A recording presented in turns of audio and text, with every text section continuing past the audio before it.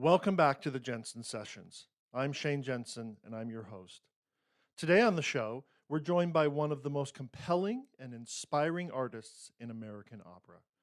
Cecilia Violetta Lopez has been praised by Opera News as an artist on the rise, known for her luminous voice, magnetic stage presence, and unforgettable portrayals of roles like Violetta and Mimi. Her journey from the beat fields of Idaho to major opera houses across the country is the kind of story that reminds us why the arts matter and what resilience, discipline, and heart can achieve. Beyond her acclaimed performing career, Cecilia is also a leader shaping the future of the art form. She recently became the general director and CEO of Opera Las Vegas, making history as the first Latina to hold such a position in an American opera company. She's a performer, educator, advocate, and visionary who continues to expand what it means to be an artist today.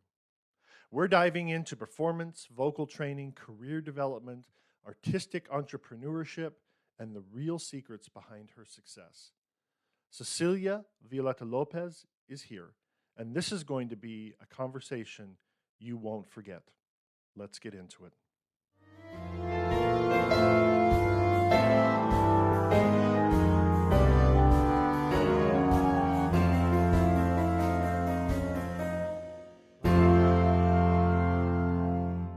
Well, welcome to another session of the Jensen Sessions, and I am so happy to have someone I've known for quite a while, probably like 13 or 14 years now.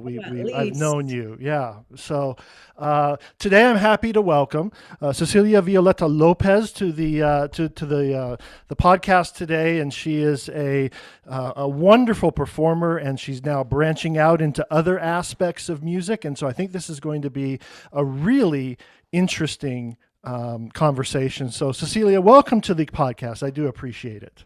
Oh, it's my pleasure, Shane. And yes, we have known each other for so long. Oh my goodness. You watched me grow up, essentially. Yeah, pretty much. I think when we were in college together, I was so much older than everyone else around me. So I didn't, but it was a wonderful experience though, Yes, it really was, especially during those early transformative years for everyone. I mean, I'm kind of in the same boat with you. I was definitely older than everyone in my class. And so just seeing how we were all at different levels and seeing now that we're in this current, stage of life and seeing where everyone branched out to and where they are, it's really fun to see. Yeah, it is. It is really nice. Cecilia, for people who may not know much about you, tell us a little bit about your background, how you got into music, and what inspires you to keep going. Oh my goodness. So I'm an opera singer by trade, but I was not exposed to opera as a child. In fact, my first, I guess, love of music was instilled in me through mariachi music. I grew up working in the fields as a migrant farm worker with my parents, with my mom specifically, and my older brother. And she used music to help us forget the fact that we were out in the hot sun for hours. And so she would teach me specifically. My brother would try to chime in as well, but she would my mom would use music to help the time go by faster. So she would teach me songs that she learned as a child and that my grandparents learned or that they sang as well. And we would be out hoeing beats, just singing in full chest voice and full belting all this mariachi music.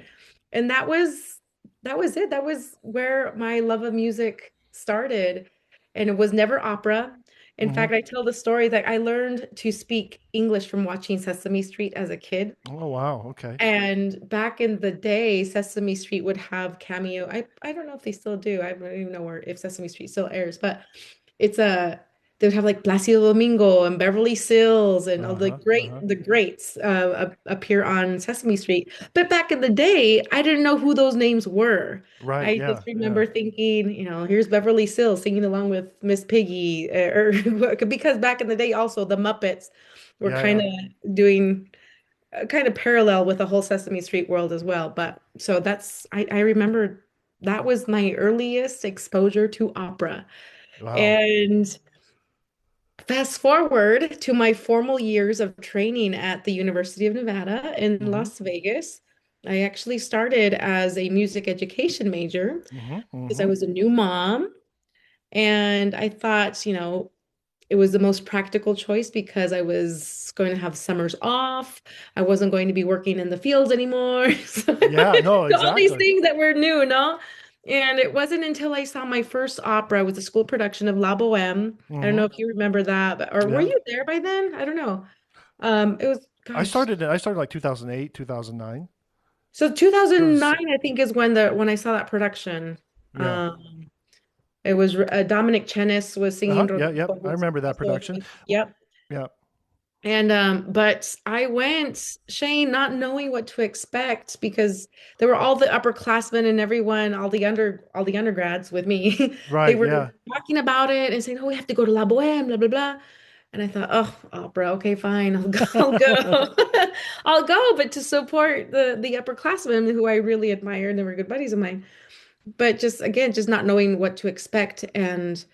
From the very first second that we opened the doors to the theater and found our seats in the little Judy Bailey Theater on Uh-huh. UNLV campus, and it was the whole moment, the whole evening was just so transformative. Just the live theater experience. I tell people there's just nothing like it. I mean, even you go to a concert, sure, and you expect like the big loudness, and Yeah. there's like I don't know, a rep list probably that the artist has, but for if you've never experienced opera before, just the beauty and the power of the human voice without amplification, Yeah. it is something surreal. And that was the first moment, the first time that I ever experienced that. And I walked out of the theater in tears. But to give you context, I didn't know that La Boheme was a tragedy. So I Mm. thought for sure Mimi was going to live at the end. Yes, yeah, yeah. So I was married at the time and I leaned over to my ex-husband and I said, "She's gonna be okay. She's gotta be okay." So at the end, the music swells and there's a beautiful chord where Mimi peacefully passes away in her sleep Right. and I'm just completely Yeah. an emotional wreck and tears streaming down my face. And I'm like, oh my gosh, she died. Mimi. Yeah. And I said it in Spanish. Se murió Mimi. Um, and so walking out of that theater and going up to the parking garage, I told my then husband, I said, that's what my friends did on stage. That is what I want to do. Yeah. And it took me a few semesters to audition because I had to audition to add the vocal performance degree Sure, to yeah, my yeah. to my music ed side, and it was on the third time. So I tell this story because I think I both could be true. So either the faculty saw some improvement in my Mhm. voice, or they just got sick of me and said, "Okay, we'll let her in." Yeah. Well, We'll thank let her goodness they did. in. And the rest is history, essentially. I was a double major for a while. I was doing my fifth year of studies at UNLV, doing my student Mhm. teaching, but it's just that bug, the opera bug just really was in me and I wasn't happy as a teacher. Yeah. I found that it wasn't really for me. So my respects to all of the teachers out there because that is a lot of work, Yeah. a lot of work. And I respect everyone who's out there really doing the fundamental life-changing things, Yeah. really instilling things in young children at a young age. But so it was my fifth week of student teaching, and I called my mom. I called my mom and I said, "Ma, would you still be proud of me if I graduate with my one degree instead of the two?" And because I mean, being coming from a Latina or a Latino household and being the first Latina in my family to graduate from college, it's a Yeah. pretty huge thing for us. And so at the time, I was just trying to show my parents that, this is something that I wanted Yeah. and they were Yeah. supportive. They were super supportive. My mom was like, if opera is something that we've never experienced, but if you want to go for it, do it. Do Right. it. You have our support. And then the rest is history. Yeah. I emailed my teachers and I said, thank you for your guidance but I will graduate in December with just my vocal performance degree. Oh. And immediately after Shane, I got my first contract to work at a professional opera company. That's when I went to Opera San Jose. I got picked up by them, Yeah. and I've just been working ever since. And now, years later, I've been dipping I guess my opera toes into the administrative side of the opera Yeah. industry, and now I'm the general director and CEO of Opera Las Yeah, Vegas. that's very exciting for us in Las Vegas, to have someone who is, has such a strong connection here with UNLV to be leading that Yeah. premier company. That's phenomenal. That's Well, I great. think so. So thank you Yeah, for yeah. saying that. You have become especially celebrated for your portrayal of Violetta in La Traviata.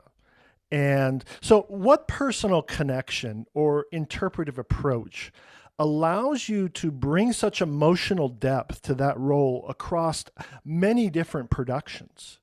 Oh my goodness. I think the fact that Violetta, I feel like a lot of people don't know that she is based off of a real person. Hmm. Uh, she's buried in Paris. I went to go see her grave. It's a real person.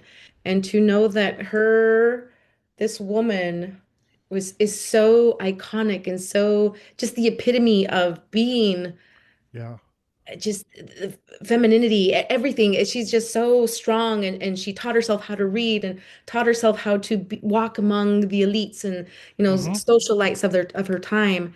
It's something that I feel is very relatable across all like different generations, and that for me is I feel the easy part to just be able to feel like I'm seen in that way, like to know Hmm. that women back then were struggling the same way that we're struggling now. I Sure. mean, Yeah. it's all relative, but and then for me to beyond that, beyond like who Violetta was as a person, to know that at the end of the day, she was the person that was struggling with issues of self-worth.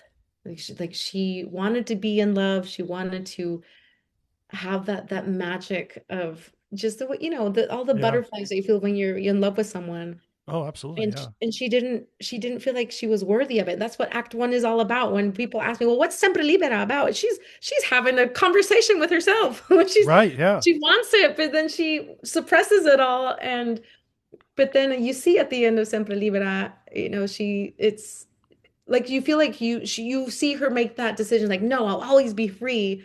And it depends on the director and who I work with, but usually their creative ideas could make that connection into Act Two, because in Act Two we see her in the countryside with Alfredo in love, and um but so that's for me, that is the story, the human traits, the human qualities that I feel like are very that resonate Right. that Yeah. resonate very much with me, and I feel that those are the qualities that I feel at the end of the day is what makes Traviata, aside from me singing the role, I just the music and in and of itself, the whole piece, it's just a opera that is composed so beautifully. And then just to see Violetta and her story, how she starts as a very strong woman. You see her in Act Two fight for what she wants, and you see her in Act Three still fighting. She Right. wants to fight, and she holds on to her dear life, because at the end of the day, Alfredo comes back, and all she wants, she says it in the words like, "Tell the doctor that I just want to live. I just want to Yeah. live." And it's heartbreaking. It's heartbreaking to see someone that would just really wants the essentials in life to be loved. Yeah. Have you ever done a production of that where you didn't feel that the director's vision jived with yours? Or has all the directors really jived with your vision of that character?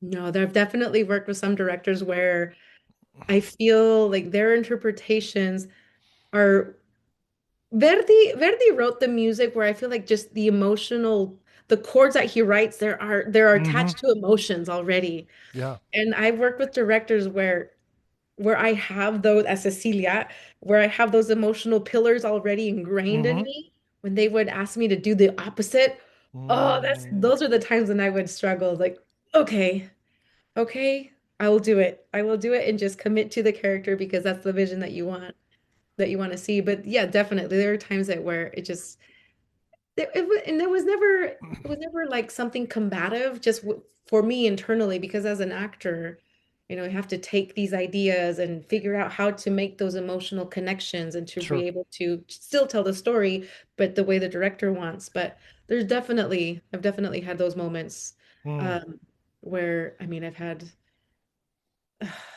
directors where they don't want Violetta to be so uh, there's in act two, there's a part where she just is completely ridiculed and embarrassed in front of friends and I've worked with a couple of directors where they don't see that they want her to stay strong. I'm like, but the music says differently. Right. Yes. Yeah. But we still have to do it. But definitely there's not I've never worked I've done the production now 16 times, and all the directors have been different, and all of the directors have been similar enough, Right. or similar but different enough to where like there are things that sometimes are a little jarring to my emotional Yes. Sure. Yeah. my emotional being. Yeah. Yeah. So when you're preparing a new role, especially in a different language, what does your learning process look like from the first day with the score to opening night? Oh my gosh. I One of the things that we were told is to not listen to other recordings and to Hmm. Hmm. other singers. And I do the opposite. I try to listen to as many singers as I can to not only get the music really ingrained in my body, because that's how you learn things. I Sure. mean, you listen to Bruno Mars, and I don't own any of his, I mean, thanks to streaming now, we don't have Yeah. to really Right. buy anything. But like there are songs that you can hum along to these new pop songs because you get them in your head and Yeah. they're kind of ingrained. But that's how I feel like I do that with my roles as well, to listen to other interpretations, especially of the greats, so the older generations, like in the 40s, 50s, 60s, 70s, that generation of singers just really they had a different learning, I guess, or process to learning the roles because they actually coached with the conductors Sure. that were Yeah. conducting the opera. So their recordings are just so iconic. But I tend to go down the rabbit hole when it comes to listening to recordings. But as I'm listening as well, I'm going through and doing my IPA, and I break down the rhythms so I can make sure that I have all of the rhythms completely ingrained also in my body, Yeah. and being able to, because there was one production, La Traviata, that we did where the act two, scene two, the gambling scene, it's really hard. A lot of people interjecting. Right. And one conductor asked us to turn around and have our backs facing to him. He said, "You should be able to sing this song, to sing the scene, all of you, there were all of us in the scene, without having me cue you." And that is why it's like, yep, because if someone misses a line on stage, I should be able to recover or come in wherever the line is dropped, or et cetera, et cetera. So it's just having that feeling solid musically Yeah. and knowing what the translations are. We're taught the fundamentals of doing this role study in college. And whoever's listening or watching, I will tell you that doesn't change.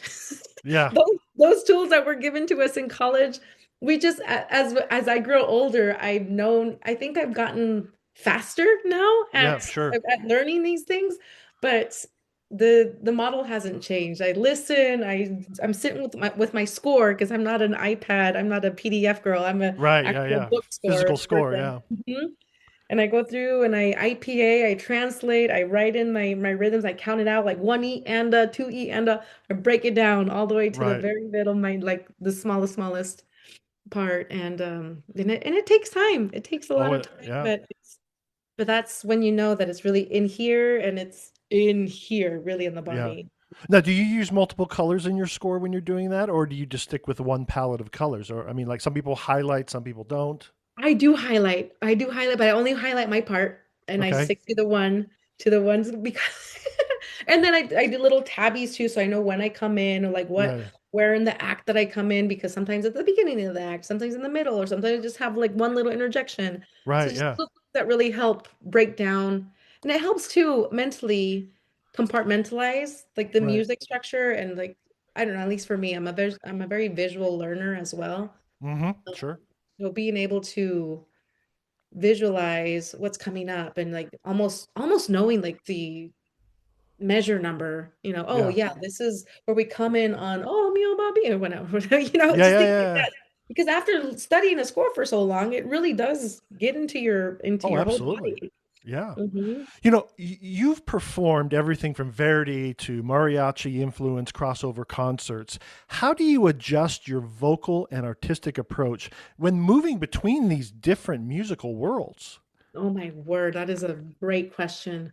When I first started, Shane, I didn't, not that I forgot, it's not that no, I kind of suppressed it a little bit, suppressed my mariachi side because I thought that the two, classical singing and mariachi singing could not live in the same world. And so because mariachi singing for women is all heavy Hmm. belting, like super belting. And and classical singing, I remember I I coached with someone who's like, "Oh, women never use your chest voice." I'm like, "Okay." So then I went years without really knowing how to use a chest voice. And then it wasn't until I found my teacher now, Diana Soviero, who's Hmm. another great soprano, but I had my first lesson with her and I did Quil bel sogno and I went Quil bel sogno di Doretta Potindovina. It's a middle C. And she has glasses now, so she lowers her glasses and she goes, "Well, that's nice. Let's do that again." Because the backstage crew didn't pay to admission to come and hear you sing. You need to get the sound forward and let's show Right. you how to use your chest voice. And so things like that that were really gave me the permission to dip into that mariachi foundation really because Yeah. also there's another conductor that I work with, Will Crutchfield, who's a big bel canto. He's a guru, if you will. He knows a lot of that repertoire, and he's a great technician. But the same thing, I was covering Angela Mead in Le Vepre Sicilien and getting down to the lower register, and he's like, "Well, sing this note," and I'm like, "Oh." There was just a lot of I wasn't phonating the way he wanted me to, and I was younger too, so the voice wasn't mature. Blah blah blah. You can Yeah, all yeah. those factors into that. But then he finally stopped and he goes, what's your ethnicity?" And I said, I'm Mexican. And he goes, "Do you sing mariachi music?" I was like, "Oh, are you kidding me?" And he goes, "So sing this note, how you would sing a mariachi a song." And I go, and I looked at him and goes, "Maestro, that's not gonna sound the same." And he goes, "I know." Nice. I know. And so ever since I got that permission, I mean, Pandora's box was open and I realized that I could do both. They both do kind of live in the Yeah. same world of vocal technique. It's just knowing, as Diana would say, you have to know how to drive the truck. Yeah. When you different registers, whether it's middle register, the upper register, down the lower basement, Yeah. just need to know how to navigate it all. And so now I do these recitals now where I show the differences between mariachi music, what I grew up singing, and then what I'm doing now for a living. But it's really gratifying for me as a singer to show those differences and similarities as well, because even though I'm belting and singing in a completely different vocal style for mariachi music, Yeah. it's the lyrics. It's the lyrics all Mhm. that poetry. It's very similar to all the stories that we're telling on stage about heartbreak Yeah. and unrequited love and et cetera, et cetera. We're just singing in different styles. Yeah. No, absolutely. You But know, it's fun to straddle both worlds. yeah, and it takes a talent too. I remember listening to Joan Sutherland trying to sing musical theater, and I'm thinking to myself, Joan, stick over here in this where you're at, because it didn't translate because they're two totally different styles. So being able to Very, work in multiple different styles, one as a singer, really helps your employability, but it gives you a set of skills that not everyone's going to possess, and I think right, that's right. phenomenal. That's for sure. Yeah, for sure. You recently became the first Latina general director and CEO of an American opera company. So, how has stepping into leadership at Opera Las Vegas reshaped your understanding of the opera world? Oh my goodness. It has given me a different appreciation for what other leaders of other companies do. And in fact, whenever continue, I mentor younger singers and Hmm. I'm continuing singing as well. But any chance that I get to speak to other colleagues, I encourage them to reach out to general directors and just have coffee or Hmm. just talk to them and learn about what it is that the artistic or the administrative world of opera looks like, because it's not just about casting people and putting them together in a show and producing it. It's about all the other stuff too, all the educational components, the outreach, the community outreach, getting out to the students. That for me is a big one. I really, really Mm, want to see we have a budding studio artist program, and I really want to get them into the schools more here in yeah, Clark County School District. Um, but it hasn't changed per se how I perceive the opera world, but it definitely has humbled me.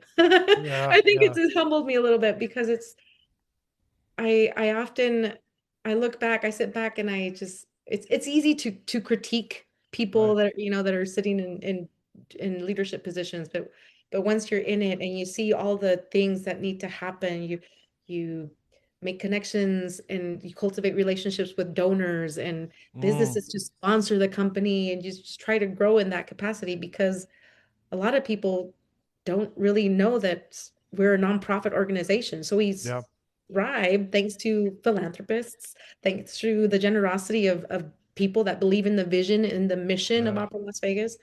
And that's what it is. It's just a bunch of yeah, fundraising and finding the tribe, finding really my tribe that yeah, wants to support. And that for me has been the humbling part, but at the same time, the thing that invigorates me because right. it's fun. It's fun to be able to find the people that you connect with, Yeah, that get excited about the growth of the company, the potential of the company. And so that's what I'm trying to really, at least here, specific to Las Vegas, because Opera Las Vegas has been around for 27 years. mm-hmm, mm-hmm, And everywhere I go, because there are 2 million people that live in Las Vegas, and there's yeah, our Opera Las Vegas is a little smaller in comparatively speaking to what other cities or other opera companies who are in cities with similar populations. They usually have sure, bigger operating budgets and whatnot. So that's what I'm trying to grow so that we can be on the overall opera map, both yeah, regionally and also nationally, as well as globally, really. And yeah, so it's been it's been a lot of work. I'm not gonna yeah, lie, but I love it. It's really yeah, fun. I like to be able to reach out to people, and I know I don't claim to know everything, but that's the fun part too. When I don't know things, I ask people, and I'm very yeah. fortunate to have worked with a lot of great leaders, a lot of colleagues too that have great ideas, and so they're a text away sometimes. Yeah, yeah, and I think that this was a great move on the part of Opera Las Vegas because from my experience with you, you have the ability to make everyone feel comfortable who's around you and to include them into the group. And so it's just a fantastic, for the things that general directors have to do, like raise money and pound the flesh with the hands. It's just a perfect fit for you. And I think that that's fantastic for Opera Las Oh, well, Vegas. Yeah, I really do enjoy it. It's fun. I I like being able to just reach out to people and talk to them, and sure. when they ask me about, well, Opera Las Vegas, I didn't know there was an opera company here. And like, well, Yeah. let me tell you. I'll roll up my sleeves and I get to work. Yeah, absolutely.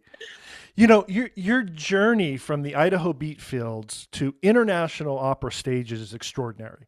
You know, what were the turning points that convinced you opera was just not possible, but your calling? Oh gosh, that is a great question. Well, when I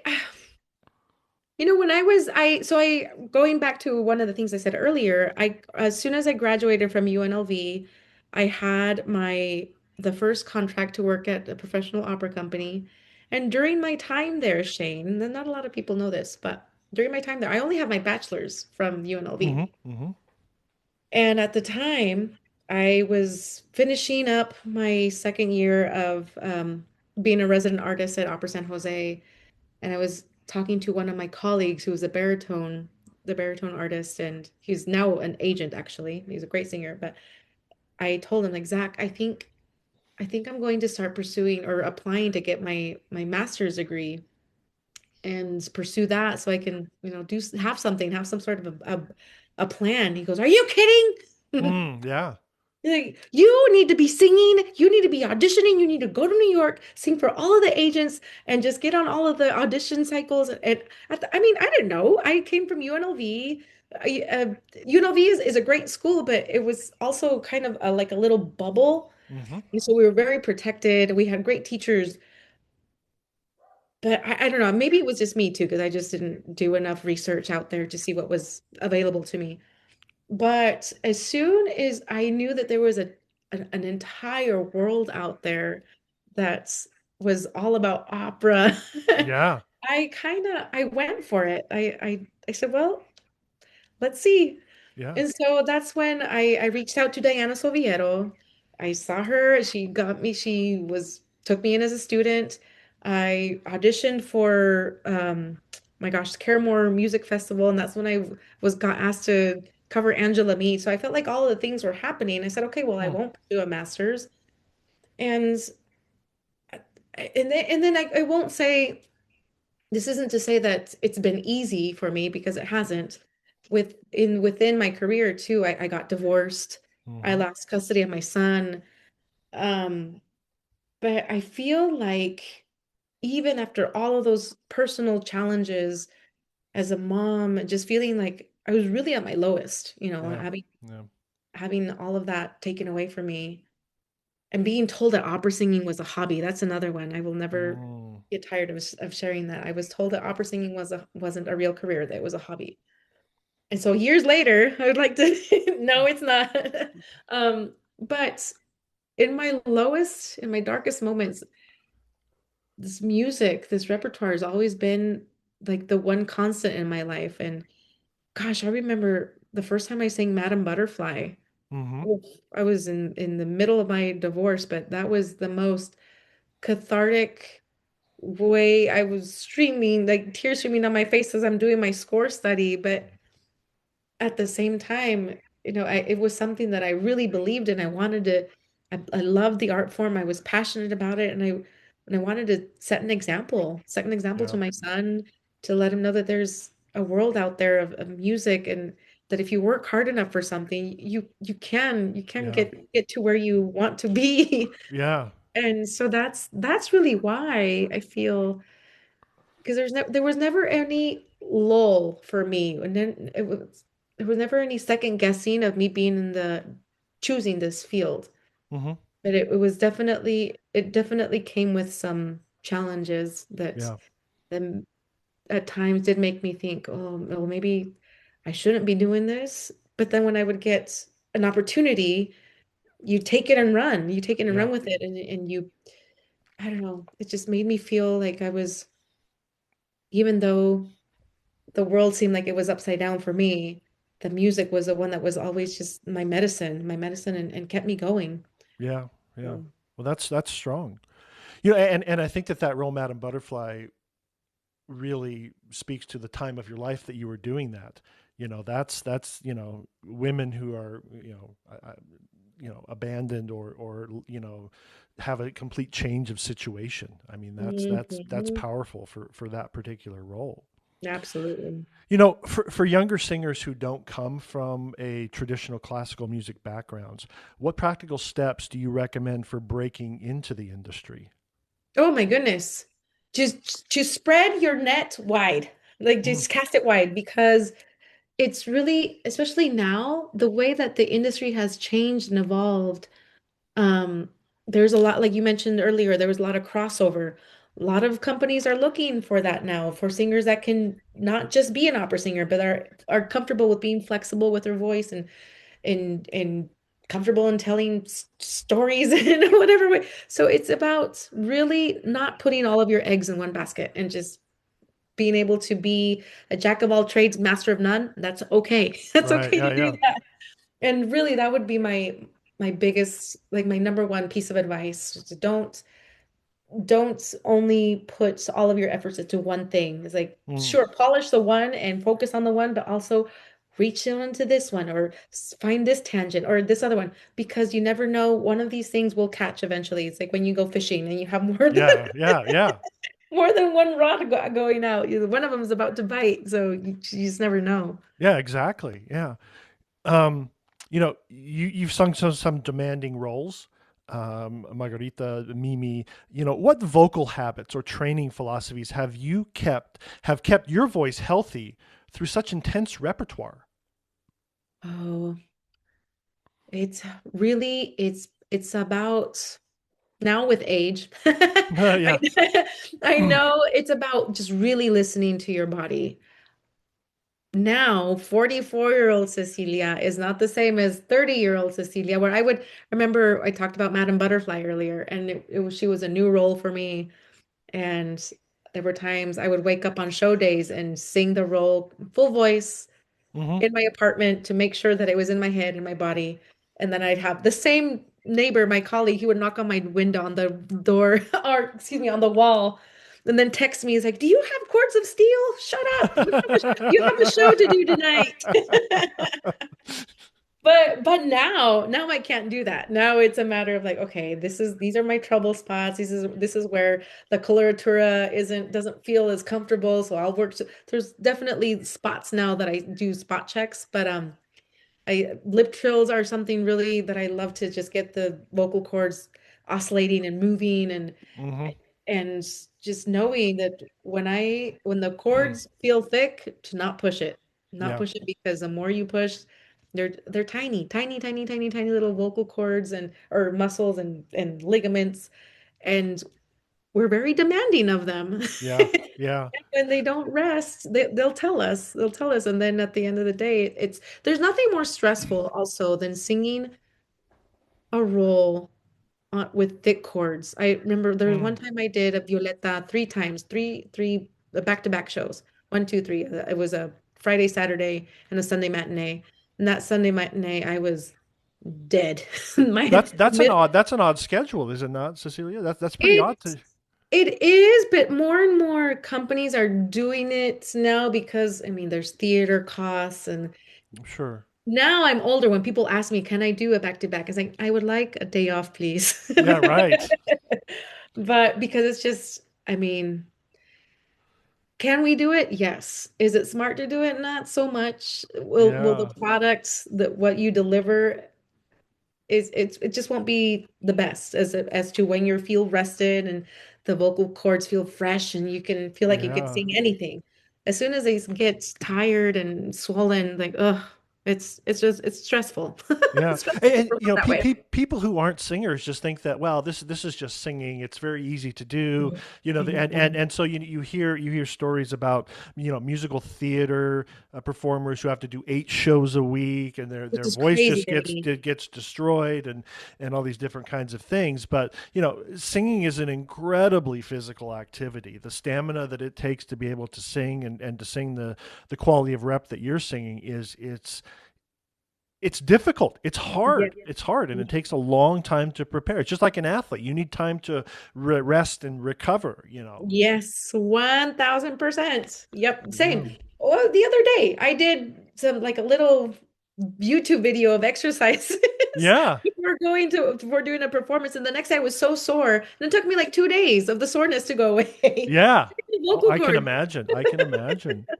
When learning a role that is emotionally heavy, like Frida or Madame Butterfly, how do you balance vocal technique with the emotional weight of the character? Oh, I'm really bad at that actually. I'm the worst because I have zero problems with letting the emotions just really show in the voice sometimes to the point that it sounds scary, like I'm screaming. There's a part in Frida where I would just flat Mm. out scream, just Mm. yell at one of the parts. So because Frida is a very, I mean, it just shows her whole life, and she's another woman that had a very challenging life. Yeah. Again, it's just knowing when to pump the brakes and say, like, okay, maybe that wasn't the smartest thing. Whole save that for the last performance, just Right. things like that that I have to do because I am a person that likes to wear, not like, I think I just do it naturally, whether I like to or not, but I wear my heart on my sleeves and it's for me just finding those emotionally charged moments in operas in the music. It's just so I love those moments because it's really, for me, it's like the gateway just kind of opens, and then like, okay, this is where I can really go into fifth gear and Right. let her rip. Or if it's down in chest voice, you have to tone it down, but like really Right. ground yourself differently emotionally to really give it a different color, things like that. And but if I do it too often, my chords Yeah. my chords go, oh, naughty, naughty girl, you did this. Yeah. Yeah. But so again, it's finding that balance. But I tell myself that. Do I do Yeah. it? I'm not the best at following my own advice. So if you know that you're going to be doing a show where you're going to do three back to back, does that inform your choices of emotionality over technique? And technique takes precedent at that point, or does emotionality always win out for Cecilia? Well, emotion's always there because if the emotions aren't there, then the storytelling kind of goes down. So I never want to sacrifice the emotion and the storytelling. But technique definitely takes precedence because in that situation, if I have a back-to-back performance, then I really do have to make sure that the technique takes precedence, but without really sacrificing the emotional storytelling because there's nothing worse than going to an opera and that like there's such an beautiful like in Traviata, amami Alfredo, ama Hmm. ama, that part, if there's no emotions there and the soprano looks dead, just has dead dead Right. eyes, Yeah. Yeah. just thinking technique. I mean, I can go home and watch that on YouTube. I would. Yeah. Yeah. True. I want that visceral feeling and just having the chills. I love that. That's what I want to enjoy. But it's one thing is saying it, one thing is doing it because I Yeah. totally get it. I totally understand having back-to-back performances like that, and it's You know, hard. it's interesting because most people think, being a musician is hard. It's hard to Mhm. make a living being a musician. So, you have built a career that includes opera, concerts, keynote speaking, and leadership. How do you think singers today can diversify their income streams while staying artistically fulfilled? Oh, that's also a great question. I feel like my journey has been very unique. Um, when I was doing singing, and then the general director at Opera Idaho made the position of artistic advisor, especially specifically for me when it Hmm. was during pandemic time. So he created it to, help out Sure. a singer. But at the same time, it was my opportunity to learn about artistic admin, the opera admin, our administrative world of opera. And but I've seen colleagues of mine that have their side hustle, that they do hours of teaching, or they go into the they become real estate agents. And so Hmm. there's Hmm. no right journey. There's no like one path to feel artistically fulfilled. But so I will say, tell singer to not feel like the career is over, because Right. it's not, it's not the people that are like Nadine Sierras and Renee Flemings and Anna Netrebko. Right. That's a level that that's exists for, the all the stars and planets align for them. and Yeah. and it's, which is great because I listen to them and I admire them dearly. Um, but I have colleagues that are moms, and their parents are balancing a home life, and Yeah.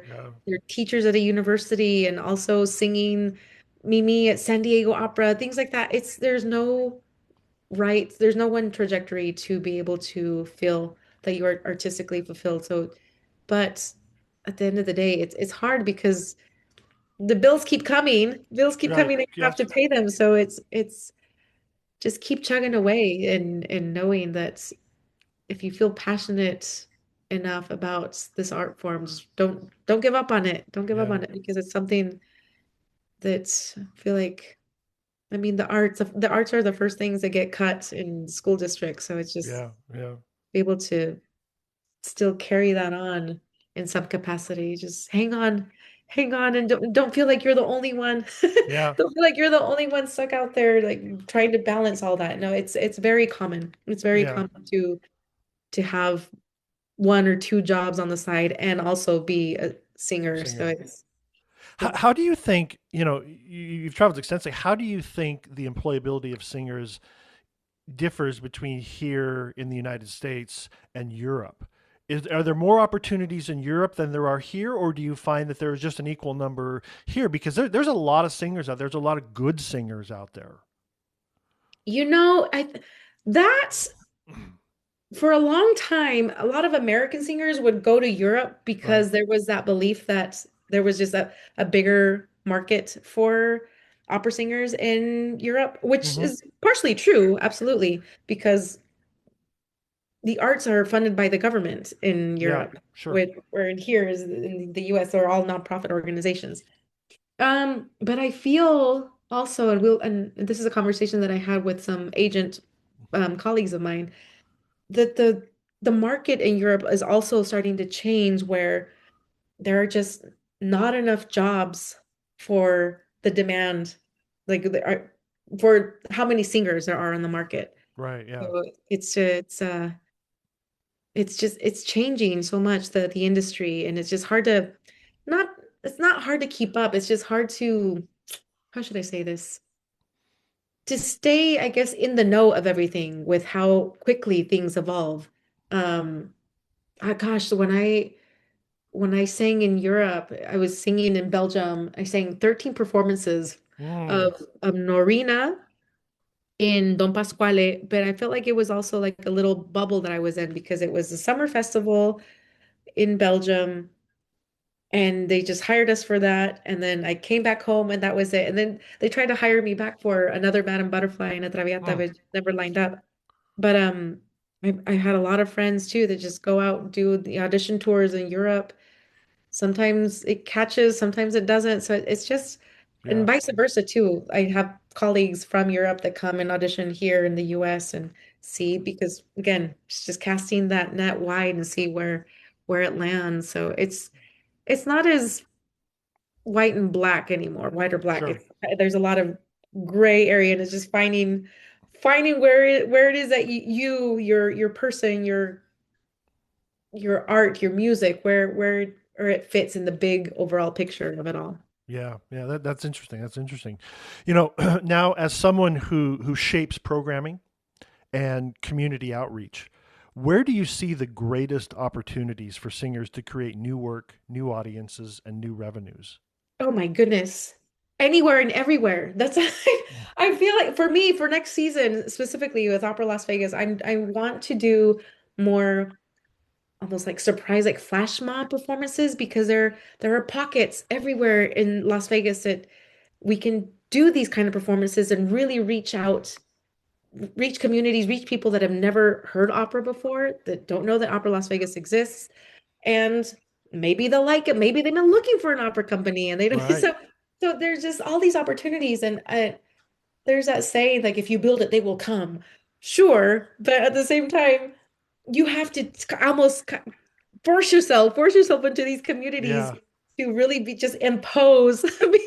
be just show them, because there's a lot of areas everywhere in Las Vegas that I want to take our studio artists and just do a pop-up flash mob performances Yeah. to show them, to show what the voice can do. Yeah. And So, Cece, I want to move into something I've never done before on this show. It's the rapid oh, fire fun questions. oh, I'm I'm going to give you some rapid excited. fire fun questions. So, Okay. what's the role you could sing every day and never get tired of it? Madam Butterfly. Madam Butterfly. Okay. Mhm. What's your pre-performance ritual? That one thing that you have to do. I have a lucky ribbon that Diana Soviero gave me a long, long time ago. It was in 2014. She gave me this red ribbon. I don't even know what it's from, but Hmm. she gave it to me and she said, so that you remember the things that you learn here in this studio. And I always tuck it somewhere in my costume. And Oh. I've forgotten it maybe once in my entire career. And how'd that performance go? I don't remember actually. Okay. If you weren't a singer, what career would you choose in an alternate universe? Oh my gosh. I really love to cook. So I would probably open a restaurant of some sort. You're a chef, huh? Yep. Which composer feels like a soulmate and which one feels like a frenemy? Oh, oh gosh. Soulmate Puccini. Mm. Puccini. Frenemy. He's gonna, I mean, he's a living composer, but he's probably gonna hate me. Jake Heggie. Oh, Dick Hagee, really? Yes. Oh, so Yep. many nice things from him too. Yeah, that's the thing. But my brain just has. I sang Beatrice in Three Decembers. Okay, It yeah. took me forever to learn it. I was like, where's my voice? Just doesn't. It's My tough. not the voice, it's my brain, really. Yeah. So It- how much contemporary music have you done? I know you're famous for your Verdis and Puccinis, but Not very much. I've done that. Frida was contemporary. uh-huh. Daniel Catan, if you want, you can count as contemporary. He's the Mexican Puccini, is what people call him. Okay. Um, but not very much. I don't do a lot of contemporary stuff. Yeah. What's a piece of advice you wish you could give your younger self? Not give up, even though things get hard. Yeah. Just to keep going. What is your go-to comfort food after a long rehearsal day? Oh, pizza. Pizza, yeah, of course. If you could instantly master one new skill, musical or not, what would it be? So before being an opera singer, I worked in the medical field as an orthopedic technician, Mm, and I was actually studying to be an OR assistant for the surgeon I worked for. mm, And I always found it so fascinating. And I was sitting in the OR when he was doing a knee replacement. mm. And that specifically, to be able to know how to do a knee replacement surgery. Know how to do it now. Wow, that's pretty interesting. What's the funniest or strangest thing that's ever happened to you on stage? Oh. Okay. Funniest. My first Mimi, we were rehearsing, and the whole rehearsal time we never rehearsed with actual liquids to drink where Mm, Rodolfo offers Mimi some wine in Act One. And for the performance, we did it with wine, well, fake wine. It was like Kool-Aid of some sort, grape juice. It was grape juice. And I took a sip on stage during the performance and went down the wrong tube and it went and completely choked the whole time trying to clear my throat. And in the parts where I'm supposed to look for my key, I was like, Sventado, Sventado. A whole portion and then I'm sitting there doing Rodolfo's aria. He's going singing his beautiful yeah, Que yeah. Llama Manina, and I'm like under my breath so I can clear my throat because then I had to sing. Right. Oh, so that was funny, but also stressful, and just things that happen when you're singing this close to someone and they just spit at you. There's one Oh, yeah. I had one time one colleague at Opera San Jose was saying really in my face and spit or a big old like droplets of spit went at me and I just went I think Like it a was Matrix kind of thing going. yeah, Yeah, it's just where like I see it because it catches the glare of the light too because we had oh so man. many lights on us so you can see it coming and go whoop. And so you incorporate that into your character? That little oh, that's funny. That is funny. Yeah, those little things like that are those are the fun It's funny because I remember Pavarotti singing an Elixir and he's eating an apple on stage. And it's just like, how can you sing after eating an apple like that? oh my I gosh think it gets same stuck in your production throat. yes same production of Hansel and Gretel. We had to eat cake. The witch's house was made out of like there were pockets of cake that we could get and Oh like my. actually Yeah, eat on yeah. stage. But same thing. I don't ruined it was like it was coming out of my mouth. I was trying to act like a kid. Oh, that's But so then me and the mezzo just lost it on stage, and the conductor mm. got kind of a little annoyed. He's like, "You need to be paying attention." Like, "Ooh, Oh sorry, wow. we are. We were paying attention. We were just laughing so much." That's But funny. because we had never practiced it with that. And so just to see like chunks of cake coming out of our mouths. You'd be dodging and weaving in that one there too if you're close together. Final question. What is one small daily habit that keeps you grounded? One small daily habit that keeps me grounded. I say checking in with my family. Mm, And I don't check in with them often, but I'm so busy. Yeah. I get so busy and just having conversations or texts with my mom or my brothers, my dad, my little sister, my son. It's Hmm. those are the things that really just keep me grounded, sane. Yeah. Um, yeah, those are just having that connection with family. That's awesome.